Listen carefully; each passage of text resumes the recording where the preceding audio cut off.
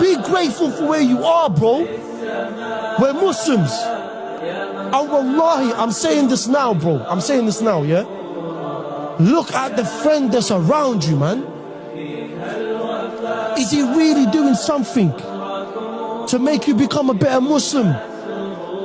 And if he is the person, then alhamdulillah, then now you have to question yourself. Are you the person that's bringing this person around you closer to the deen of Allah, upon the Quran and Sunnah, upon the understanding of the companions? And people want to jump on this bandwagon where they're gonna do what?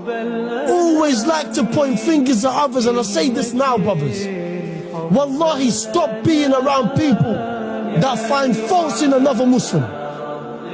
Stop being around them.